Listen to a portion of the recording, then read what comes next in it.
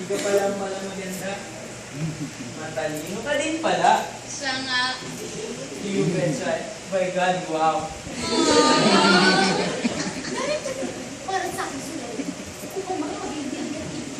Ikaw naman, minsan lang, inapagbigyan. Kay raming eksena aming itinanghal upang himukin ang bubot ng pagmamahal. Papahinugin pilit ang napaagang pitas. What can I say? It's in the blood. Sabya. Ngunit, kaya nga kami nagdating sa inyo. Umaasa kami sa inyong ipapayo. Sabi sa akin ng aking tiyugin, naaalala niyo ba si Mang Pedre? Agad daw namin hanapin sa Ginoong Matanggawin. Nice! Man namin kayong paulakan. Idinaramdam ko, hindi namin kayo magtutulungan. Bakit naman? Tapos na ang aming pangingilam sa buhay na may buhay na kahit sino pa man. Saba, wala sundalo alalahok sa digmaan nang wala ang nadireg na kila general. Anong ibig na niyong sabihin? Ikinalulukod ko, binibining butihin. Yung senyor, matangdaw, ay matagal na. Kinilugod. Ha? Diyos ko po, yan ba yung totoo? Paano nagkaganon?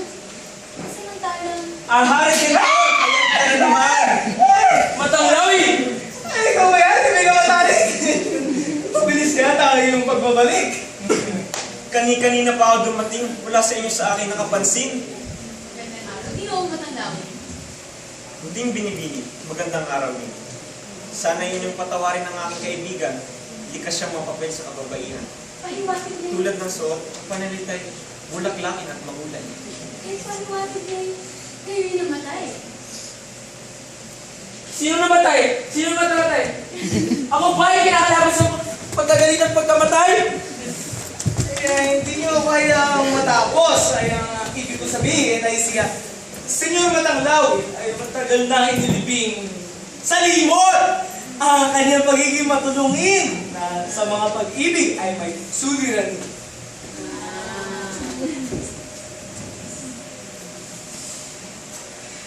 Pagkamat bata-bata pa si Matanglawi ay retirado na. Nagsawat umayaw sa buhay na may gulo na dala ng buhay ng isang kupitong bandido. Yung pitong bandido? Yaon ba ang tawag sa dating trabaho? Matatawag ng ganon sa isang dako. Mga pusong paurong sulong inasinta ko. Pupuspusin ng pag-ibig na mapanungsong, hatid at dulot ng humiliyad na palato. Nanakawan pa sila ng sentido komon na ibabalik ng pagkatas ng leksyon. Leksyon? Sa pagmamahal, kailangang madapa, bumagsak, magalusan, humiyaw, humaba, bumagsak, bumangon, yumukot-yumukos sa dating bukasyon, matagal na akong tapos. Tinig at galing sa pangangaso ibinal. Ang may uwi ay aming pagsasaluhan. Ako ang tagaluto, ako ang tagasaing. At syempre itong dalawang to, walang ginawa kundi kumain. Naman! Ang kaway namin ay paghugas ng pinggan. Naging dalubhasan eksperto na rin ako yan. Abay dapat lang. Sa dami na yung nabasag na pigan, umabot labis kumulang tayo sa 300. Ha? Mali ka yan! Ang tatlo hindi ko kasalanan. Ang sisihin mo ay itong si Ed lang. Ha? Hey! Hindi mo Eh! Di maaari, pakiusap, sana ako bumigyan. Yung kahit retrato, sana ako bumigyan. Bakit naman? Bigyan ako ng magandang dahilan.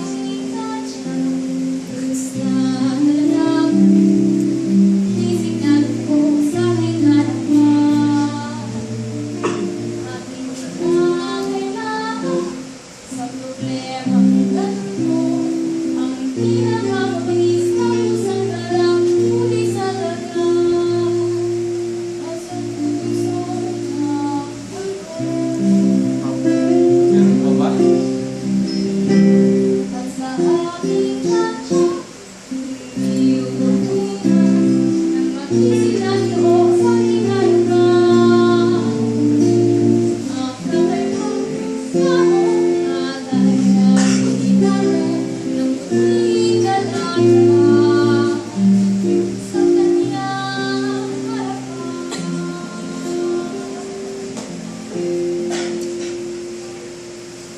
mo ang aking kiliti.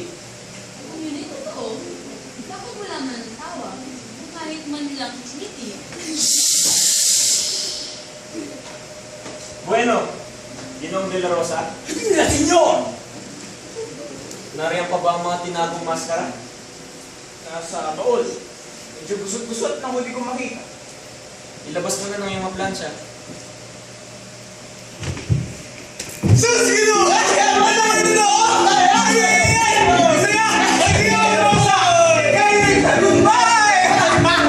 Saya! Ang balo ko binong bandido ay muling nabuhay!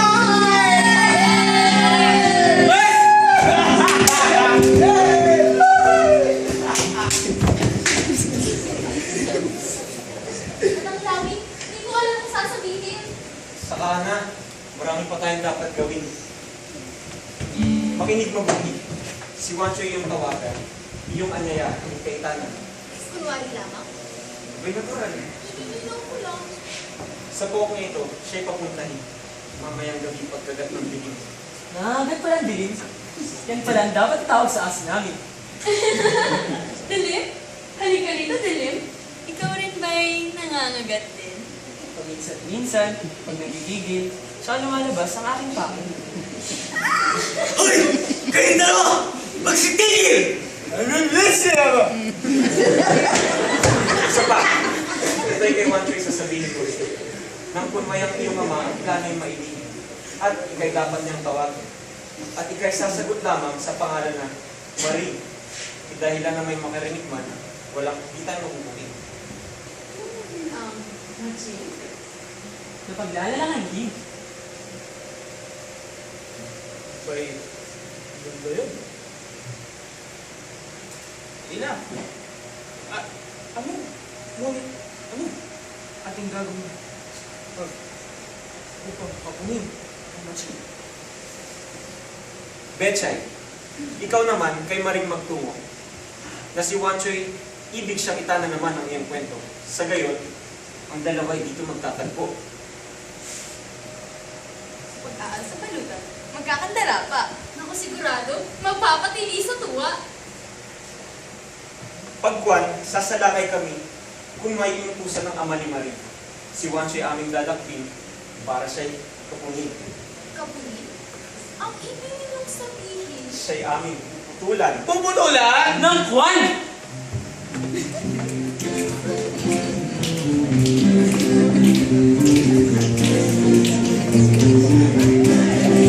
Puputulan ang buwan! Puputulan ang buwan! Doon sa lusong matsi, ano ang ating gagawin? Puputulan ang buwan! Puputulan ang buwan! Lahat ng nakalawin, walang iiwang nagsabi. May basket na pangsalo sa bukugay na ulo at iba pa malalaglag tulad ng kanya. Balon, nilayon ng balon, mapapatigas na tuhod. Nilayon ng balon. Dito sa basket sasaluhin ang ating tatapyasin at iba pa mahuhulog tulad ng kanyang Betchay. Gusto mo ba ng balon? Maliit ang sisim sa loob. Kumain ka na ng balon. Sa aring nakalambitin ng isang puso at chik, ano ang ating gagawin? Puputulin, puputulin, puputulin.